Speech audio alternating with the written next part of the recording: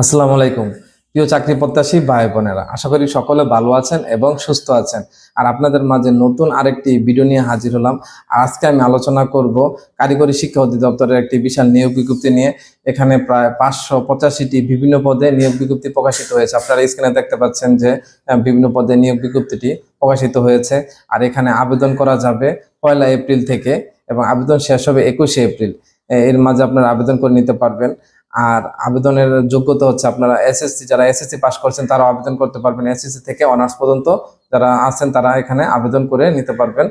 আর এখানে আবেদন ফি হচ্ছে 112 টাকা এবং 223 টাকা। আর আবেদনের লিঙ্কটা আমি অবশ্যই ডেসক্রিপশন বক্সে দিয়ে দেবো, চাইলে সেখান থেকে আবেদন করে নিতে পারবেন এবং সার্কুলারটি দেখে আপনার পছন্দ মতো পদে আপনি আবেদন করতে পারবেন।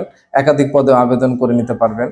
আর আরেকটি বিষয় হচ্ছে যে সমাজসেবা অধিদপ্তরে শীঘ্রই একটি বড় সার্কুলার আসতে যাচ্ছে এবং আপনারা এই সার্কুলারটি রেডি হয়ে আছে। আপনারা সার্কুলারটি শীঘ্রই হাতে পাবেন এবং হাতে পাওয়ার সাথে সাথে আপনাদের মাঝে আবার জানানোর জন্য চলে আসবো, বা এটার বিস্তারিত নিয়ে আলোচনা করার জন্য দেখতে পাবেন পরবর্তী ভিডিওতে।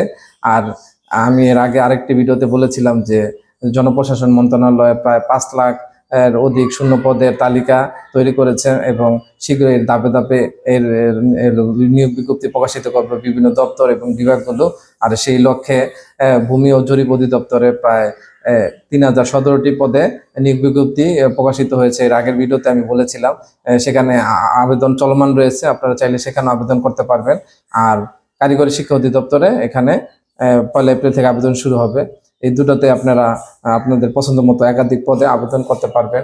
আর সেই আশা ব্যক্ত রেখে আপনাদের কাছ থেকে আজকে বিদায় নিচ্ছি। আর যাবার আগে অবশ্যই বলবো, আমার এই চ্যানেলটি সাবস্ক্রাইব করে পাশের বেল আইকনটি বাজিয়ে সাথেই থাকবেন।